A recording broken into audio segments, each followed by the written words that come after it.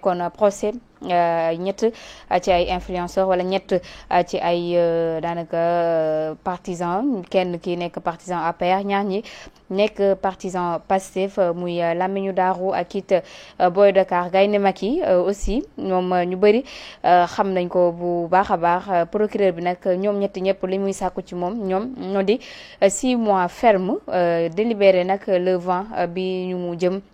D'ailleurs procureur bi ci li mu sukkandiku sax daal na xam ne am na ñenn ñoo xam ne dañuy utiliser les réseaux sociaux uniquement pour daanaka créer buzz mais créer buzz négativement ba tax na nee na 6 mois yooyu daanaka ab punition la pour keneen du ci dalaat honorable d'ailleurs yàgg nga ci langum politique bi mais li ñu nemmeeku actuellement mun nañu wax ne c'est la première fois saaga yi bëri na manque de respect yi bëri na tey ñetti ci nit ñu leen doon jugé ñoom ñëpp luñ leen doon toppee moo di propos contraire aux bonnes mœurs maanaam kàddu yoo xam ne nees ko yëkkati ci penc bi.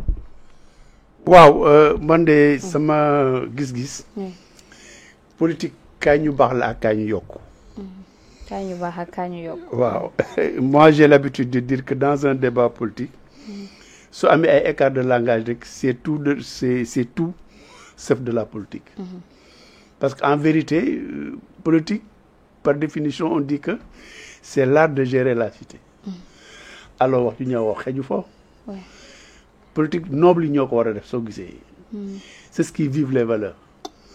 et moo taxoon boo seetee bu njëkk. dans nos partis politiques la dimension formation da nga doon occuper une place de choix ci dispositif organisationnel. mais parce que loolu c'était pour ñu jàngal militants yi jàngal sympathisants yi. et par ricochet les populations yi nga xam ne dañuy dem vers elles du moins pour wax leen concrètement lan mooy solo démarche parti bi lan mooy objectif bi quelles sont les attentes et concrètement ban approche méthodologique la ñu war a mën a jaar pour yegg si foofu. mais loolu nag tey boo seetloo tey dans nos partis politiques bëri na tey ay militants ay responsables sax boo leen waxoon tey boo leen laajoon la philosophie de leur parti ils sont incapables pour wax la ci démarche bi. donc changement bi moo am. donc léegi li xew. oui mooy lan. depuis bientôt une décennie. c'est que dafa am benn race bu bees.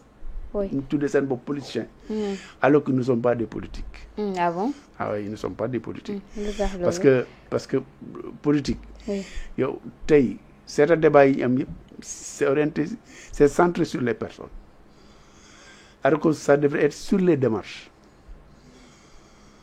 les analyses situationnelles nga yooyu foofu la ñu waroon nekk lii du baaxee ñu ne baax na bu baaxul ñu ne yaakaar nañu du nii la war a nekkee. mais tel nit saaga ko ak fu mu mun a bokk man damay condamner loolu. waaw damay condamner loolu bu njëkk boo doon seetaan débat politique. da ngay jël sa kaye di bind di jàng di ci jàngale. di jël note parce que foofu amutoon débat de personne. alors que tey débat de personne yi la ñu nemmeeku bu baax a baax. man je me rappelle bi may gën a nekk xale jeune. suma grand frère c'était quelqu'un de très divers. bu débat ni amoon dafa may ne viens là mets-toi à côté. jëlee feuille bi may concentré bu ma paree mu defal naa ko defal une note de synthèse. alors. yooyu ndeke après plus tard laa doog a xam ni mu tuddoon jublu lan la. waaw parce que loolu da ngay enrichir d'apport nouveau. parce que c'est important man maa ngi fàttaliku. benn débat boo xam ne dama koy faral di ko wax c'était au temps de Djiboka. Il y avait Djiboka Yorodé ak Ousmane Ngom. ils sont de partis différents mais débat boobu le lendemain pratiquement tout le monde en parlait. parce que nasaraan bi ñu doon lakk. mais xam-xam bi ñu doon teg ak ni ku ne ni nga doon jéem a contourner sa morom. xam nga mu nekk un débat bu neex ñi jàngi ci lu bari. te buñ paree nga gis ñu joxante loxo tàppante et tout ça. loolu amatul léegi Sénégal.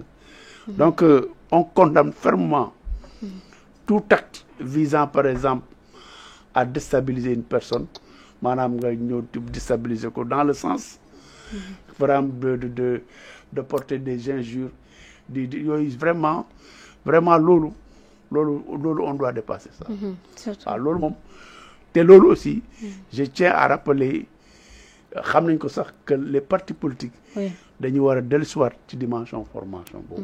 mais honorable lan nga jàpp ne moo yàq politique léegi bi. mais non jikko yi ñoo changé d'une wala manière générale on vit une dégradation de nos valeurs endogènes. c'est-à-dire que jikko yi ñoo yàqu. jikko yi ñoo yàqu kër gi. xumu na lool léegi on ne dit plus il y a une démission totale. La rue qui était considérée comme une situation éducative également. yaratul nécessairement donc école bi aussi yaratul. dañu focaliser aussi la dimension instruction au détriment de la dimension éducation. loolu moo waral. buñ la embauché tu es tout le temps en retard. tu n'as pas un rendement le rendement qu'il le faut au service. et xale bi nu ko neex il ne considère même pas l'école comme un passage dans sa vie. passage boo xam ne. dafay ñëw pour ñu inculquer ko ay savoir. c'est loolu doo gisee ñu waxoon les savoirs de la savoir-être savoir-faire savoir-faire et savoir-être. mais yooyu wala il a nga ne savoir-être savoir-faire mais yooyu. dafa nekk yoo xam ne bu njëkk. daara yi. culture amoon na en tout cas dafa def ci amoon solo. loolu tax nga doon gis da ngay gis sax un ministre bu doon déplacé wu. da ngay gis ci moom benn yar. bu muy am léegi ce n'est plus le cas. et au niveau de tous les paliers de la société globalement. li yàlla xam doy na. en tout cas l'indiscipline elle est notoire. surtout actuellement. Il y a plus de respect, le vivre ensemble est compromis. Donc naturellement moo ñuy waral ñu am situation ñuy dund actuellement nii. oui en tout cas merci beaucoup honorable loolu. c'est regrettable quand même c'est regrettable. plus que regrettable Isara tey mu nekkoon procès bu moom Gaynde Macky Lamine Darou mais aussi Boy Dakar ñoom ñëpp ñi procureur bi sàkku mu di 6 mois ferme ndaxte jàpp na ni kàddu yu ñu yëkkati kàddu yooyu kenn waru ko yëkkati ci langum ci public bi mais surtout booy dem bay woowee sa bopp daanaka influenceur wala tiktoker.